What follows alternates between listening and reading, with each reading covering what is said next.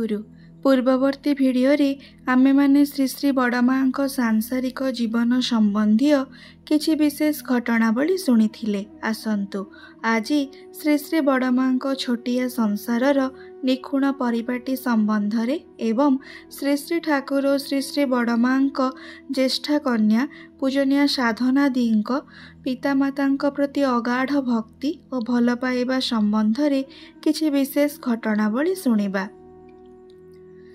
Base किछि दिन पर श्री श्री बड़मां पुणी थरे बसा बदलाई दियंती। श्री श्री ठाकुर और श्री श्री बड़मां विश्वविज्ञानर घर ठारू पद्मार धार रे थिबा चालिया घर को चली आसिले। श्री श्री बड़मां जो घर को आसिले सेही घरे श्री श्री ठाकुर और अनंत महाराज बहुदिन बास करथिले।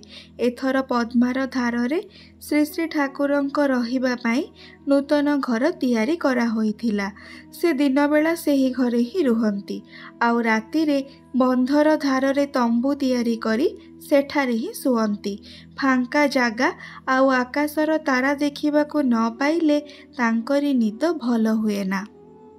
तांकरी खाइबा पीबा सबु बड़मां संसार रे स्नान करती घरर पछपटे थिबा अगणार नलरे पाइखाना करिबा पाई गोटिए जागा चांचरा घेराई दे रखिबार व्यवस्था करा हुए। श्री श्री बड़मां घर सेही आगर दुईटी घर, गोटिए घर छोट और आउ गोटिए बड़। कर्तांकर कटेजटी एही घर संगे मिसाई दिया हुए। दुईटा पाइखाना थिला। एही घरटी कांथ देई घेरा होईछि। घरे प्रवेश करिबा पाई गोटिए बड़ दरजा थिला। पछपटे मध्य बारंडा, रोषेई करिबा पाई छपरर घर एवं गोटिए छोट घर। कर्तांकर जो कटेजटी थाए घर मध्यरे ही जाई हुए। सेठारे श्री श्री बड़मांकर छोट पुओ मणि अर्थात विवेक रंजन राति रे सुए आउ दिन बेला बड़ झियो साधना पढ़ापढ़ी करे। घरर पछपटे मध्य प्रवेश करिबा पाई ओ बाहरिबा पाई दरजा थिला। पछपटटा मध्य उच्च कांथ देई घेरा होइथिला। रोषेई काठर निआरे ही हुए। काठ गुड़िक सुंदर करी काटी सेपरी व्यवस्था करी सजाई चुली पाखरे ही रखा होई थाए। रोषेई घरे ही बासन रखिबा पाई अलगा व्यवस्था थिला। भात बाढ़िबा पाई कंसा बासन धोई पोछि रखा होई थाए। सेगुड़िक देखि मने हुए जेपरी नुआ बासन परी चकचक करुछि।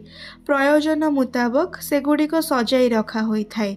गोटिए बासन आनिबाकू गले जेपरी अन्य बासन सह बाजी कौनसी शब्द न हुए सेही परी भावे सजाई रखा होई थाए। फुटण रखिबा डबा गुड़िक धोई पोछि पूरा परिष्कार अलगा अलगा करी फुटण गुड़िक रखा हुए। जो मानकर काम जेते परिष्कार और सुंदर सेमानंक देई ही श्री श्री बड़मां काम कराइबा पाई पसंद करती। एपट सेपट अथवा गंधिया काम से मोटे ही पसंद करती नहीं। से मुहरे किछि न कहिले मध्य हाव भाव मध्य देई ठीक बुझाई दियंती। सेही समय रे ही बड़मां संसार रे मोर प्रवेश घटिथिला। प्रथमे प्रथमे अति डरी डरी तांकरी घरर काम करे चेष्टा करे जेपरी सुंदर करी करि पारे। तथापि कण तांकरी मन लाखी करि पारे। से निजे ही मते तांकरी संसार को टाणी नेइथिले। तांकरी पाखे पाखे रहिबार सुजोग न पाइले तांकु बुझिबार बा जानिबार क्षमता हुअंता नाही। थरे जेतेबेले गीत शिखीची हिमायतपुर जाइछि। संध्या समय रे तांकरी पाखरे प्रणाम करी उठे ही से मते कहिले, एई तू एठारे ही खाइबू। हठात एही कथा सुनी मु अबाक होई श्री श्री बड़मां मुह आड़कू चाही रहिछि। से पुणी कहिले, आजि ठारू तू एठारे ही खाइबू बुझिलु। तांकरी मुहरे सेतेबेले मृदु मृदु हस, किंतु मोर अवस्था सेतेबेले संगीन। गोटिए पटे भयरे तांकरी मुह आड़कू आउ चाही ही पारे ना। कथा कहबा तो दूरर कथा, अन्य पटे आनंदरे मु अभिभूत। आनंदरे मो आखिरे लुह आसी जाइछि। केवल सम्मति सूचक भावरे मुंडटा हलाइली। मने मने एकथा जेतेबेले ही भावे केते जे खुशी पाए ताहा भाषारे प्रकाश करा जाई पारे ना। श्री श्री ठाकुरंकर पाख पाखरे रही पारिबी, श्री श्री ठाकुरंकर काम करि पारिबी, एहा कोन कम सुखर कथा। ଶ୍ରୀ ଶ୍ରୀ ବଡ଼ ମାଙ୍କୁ ବଡ଼ ବୋଉମା ବୋଲି ଡାକେ। ସେତେବେଳେ ଆଶ୍ରମର ଅନେକ ହିଁ ଏହି ନାମରେ ଡାକନ୍ତି। ବିଶେଷତଃ ମୁଁ ଶ୍ରୀ ଶ୍ରୀ ଠାକୁରଙ୍କର ଭଉଣୀ ସାଙ୍ଗରେ ରହିଛି। ତାରି ସାଙ୍ଗରେ ଆଗରୁ ହିଁ ସାଙ୍ଗ ପରି ମିଶିଛି। ସେହି ପ୍ରସାଦୀ ଦିଦି ଶ୍ରୀ ଶ୍ରୀ ବଡ଼ ମାଙ୍କୁ ବଡ଼ ବୋଉମା ବୋଲି ହିଁ ଡାକେ। ଆମେମାନେ ମଧ୍ୟ ତାଙ୍କୁ ବଡ଼ ବୋଉମା ବୋଲି ହିଁ ଡାକିବାରେ ଅଭ୍ୟସ୍ତ ହୋଇଯାଇଥିଲୁ। ସେଥିପାଇଁ ବଡ଼ ବୋଉମା ବୋଲି ହିଁ ଡାକେ। ଶ୍ରୀ ଶ୍ରୀ ମାତା ମନମୋହିନୀ ଦେବୀଙ୍କୁ ମା ବୋଲି ଡାକେ। ଆଉ ଏହି ରୂପେ ଖେପୁଦାଙ୍କ ସ୍ତ୍ରୀଙ୍କୁ ମଝିଆ ବୋଉମା ଆଉ ବାଦଲଦାଙ୍କ ପ୍ରଥମ ସ୍ତ୍ରୀଙ୍କୁ ଛୋଟ ବୋଉମା ବୋଲି ଡାକିବାରେ ଅଭ୍ୟସ୍ତ ଥିଲୁ। ସେତେବେଳେ ଆଶ୍ରମର ପ୍ରାୟ ମା ଓ ଦାଦାମାନେ ଏହି ନାମରେ ହିଁ ଡାକିବାରେ ଅଭ୍ୟସ୍ତ ଥିଲେ। ପରେ ଯଦିଓ ବଡ଼ ବୋଉମା ଡାକିବା ବଦଳରେ ବଡ଼ ମା ବୋଲି ଡାକିବା ଆରମ୍ଭ ହୁଏ। ମଝିଆ ବୋଉମା ମରିଯାଆନ୍ତି। ଶ୍ରୀ ଶ୍ରୀ ଠାକୁରଙ୍କର ଭାଇମାନେ ଅଲଗା ଅଲଗା ଘରେ ରୁହନ୍ତି ଏବଂ ଖାଇବା ପିଇବା ମଧ୍ୟ ଅଲଗା। ତଥାପି ଭାଇ ଭାଇ ମଧ୍ୟରେ ଏକତା ଓ ଭଲ ପାଇବା ଥିଲା। ବିଶେଷ କରି ଶ୍ରୀ ଶ୍ରୀ ଠାକୁର ଭାଇମାନଙ୍କର ସୁଖ ସୁବିଧା ଦୁଃଖ ସୁଖରେ ସେମାନଙ୍କ ପାଖରେ ରହି ସବୁକିଛିର ବ୍ୟବସ୍ଥା କରନ୍ତି। ସବୁ ସମୟରେ ଖବର ନିଅନ୍ତି। ସେମାନଙ୍କ ପୁଅ ଝିଅଙ୍କୁ ନିଜର ପୁଅ ଝିଅ ପରି ହିଁ ଭଲ ପାଆନ୍ତି। ସେମାନଙ୍କର ଲେଖାପଢ଼ା ବିବାହ ସବୁକିଛି ଠାକୁର ହିଁ କରନ୍ତି। ଶ୍ରୀ ଶ୍ରୀ ଠାକୁରଙ୍କ ପରି କର୍ତ୍ତବ୍ୟ ପରାୟଣ ଦାୟିତ୍ୱବୋଧ ସମସ୍ତଙ୍କର ଶିଖିବାର ବିଷୟ। ଶ୍ରୀ ଶ୍ରୀ ବଡ଼ ମା ମଧ୍ୟ ସମସ୍ତଙ୍କ ପ୍ରତି ମମତାବୋଧ ଓ କର୍ତ୍ତବ୍ୟ ପରାୟଣା ଥିଲେ। ଯେତେବେଳେ ଯେଉଁଠାରେ ଯେପରି ପ୍ରୟୋଜନ ସେତେବେଳେ ସେ ସେପରି ଭାବରେ ହିଁ ସେଠାରେ କରନ୍ତି। ତାଙ୍କୁ କହିବାକୁ ପଡ଼େନା, ତାଙ୍କର ନଜର ଠିକ୍ ହିଁ ଥାଏ। ପ୍ରୟୋଜନ ମୁତାବକ ଶ୍ରୀ ଶ୍ରୀ ବଡ଼ ମା ସେଠାରେ ହାଜିର। ସୁଖରେ ହେଉ କି ଦୁଃଖରେ ହେଉ କାନ୍ଦିବା ତାଙ୍କୁ ଦେଖାଯାଏନି। ଆଖିରୁ ଲୁହ ଝରାଇବାର ପ୍ରାୟ କେହି ତାଙ୍କୁ କେବେ ଦେଖିନି। ତାଙ୍କରି ମନଟା କଠିନ କଠୋର, ଯେପରି ପଥରରେ ଗଢ଼ା, କିନ୍ତୁ କର୍ତ୍ତବ୍ୟରେ ସିଏ ଅଟଳ। ମୋର ପିଉସା ମହାଶୟଙ୍କ ମରିଯିବା ପରେ ପ୍ରତିଦିନ ଦ୍ୱିପ୍ରହରରେ ଖାଇବା ପିଇବା ସାରି ସେହି ଦ୍ୱିପ୍ରହରର ଖରାରେ ଚାଲି ଚାଲି ପିଉସୀ ମାଙ୍କ ସହ ଚାଲିଯାଆନ୍ତି। ଝଡ଼ ବତାସ ମଧ୍ୟ ମାନନ୍ତି ନାହିଁ। ସେତେବେଳେ ଖରାଦିନ। କାହାର ବାଧା ମାନନ୍ତି ନାହିଁ।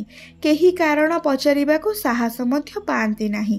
କାରଣ ସେମାନେ ଦେଖି ଦେଖି ବୁଝି ନିଅନ୍ତି ଯେ ମା ଏହି ବାରଣ ଶୁଣିବେ ନାହିଁ। ପରେ ବଡ଼ ପିଉସୀ ମାଙ୍କୁ ନିଜ ଘରକୁ ଆଣି ନିଜେ ବସି ରହି ଖୁଆନ୍ତି।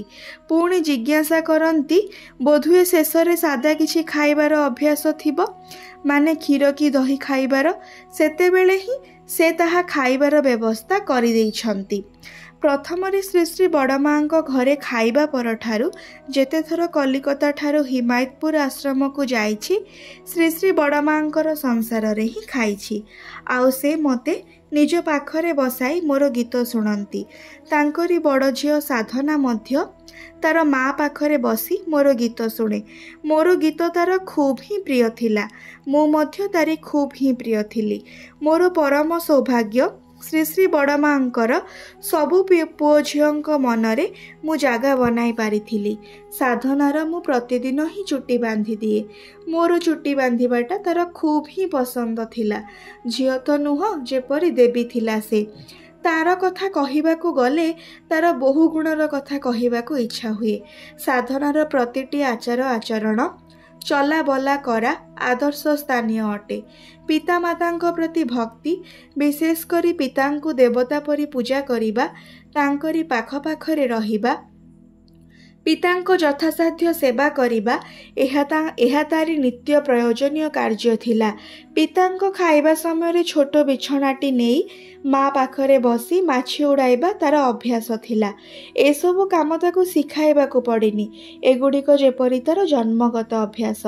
ସେହିପରି ତାର ପଢ଼ାପଢ଼ିରେ ଖୁବ୍ ନିଷ୍ଠା ଥିଲା। ଏପରି ମନୋଯୋଗ ଦେଇ ପଢ଼ିବାର କାହାରିକୁ ଦେଖାଯାଏ ନା। ବିଏ ପରୀକ୍ଷାର ଫଳ ପ୍ରକାଶ ହେବା ପରେ ଦେଖାଗଲା ସେହି ଜିଲ୍ଲାରେ ସାଧନା ଡିଷ୍ଟିଂସନରେ ପାସ୍ କରିଛି। ମା ବାପାଙ୍କ କି ଆନନ୍ଦ! ବିଶେଷ କରି ଶ୍ରୀ ଶ୍ରୀ ବଡ଼ ମା ଯେ ସେଦିନ ଏତେ ଖୁସି ହୋଇଥିଲେ ତାଙ୍କରି ମୁହଁ ଦେଖି ସମସ୍ତେ ହିଁ ବୁଝିପାରିଥିଲେ। ଯେଉଁ ବଡ଼ ମାଙ୍କ ମୁହଁ ଦେଖି କୌଣସି ଭଲ ମନ୍ଦର କଥା ବୁଝାଯାଏ ନା, ତାଙ୍କରି ହିଁ ମୁହଁରେ ଆନନ୍ଦର ଭାବ ଦେଖି ସମସ୍ତେ ହିଁ ସୁଖୀ ହୋଇଥିଲେ।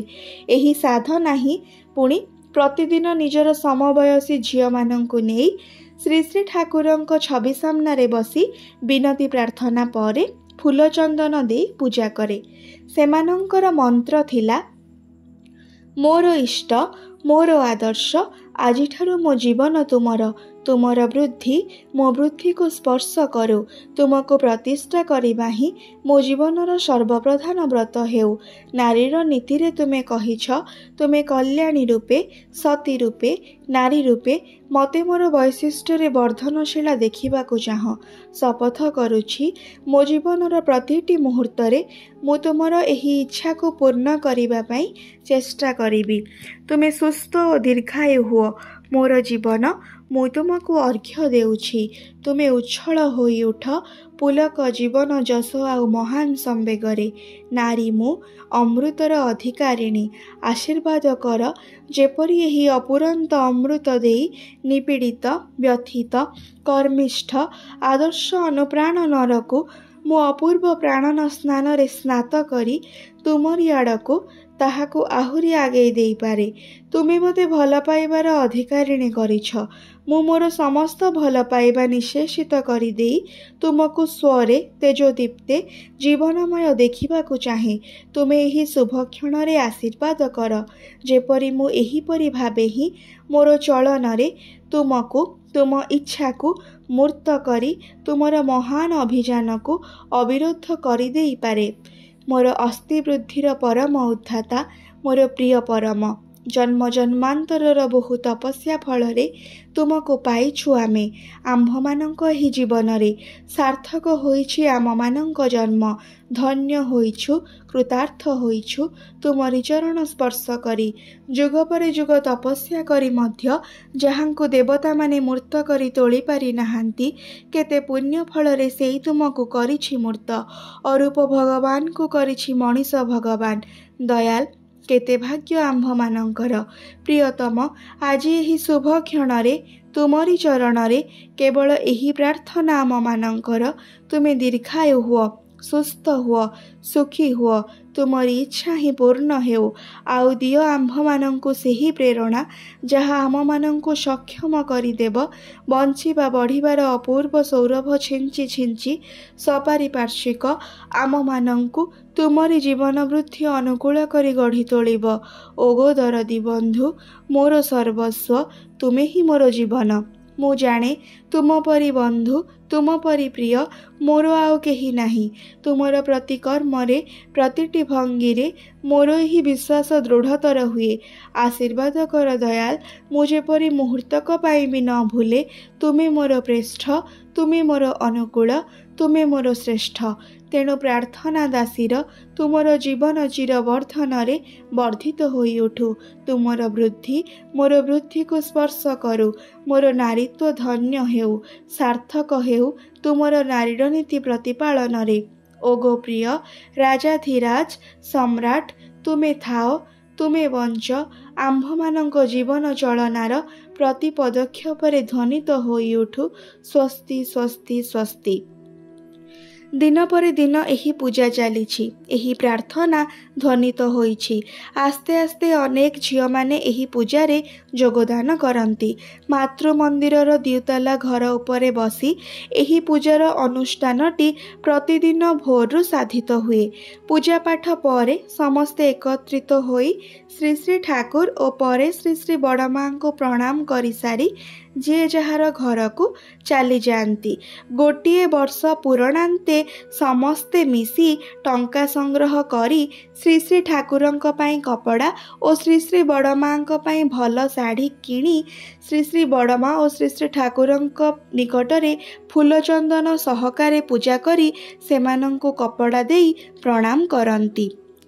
आज एतिकी। परवर्ती भिडियो रे आमे माने श्री श्री बड़मां सेही तपस्यापृत महाजीवन संबंध रे आहुरी किछि घटनावली सुनिबा। जय गुरु।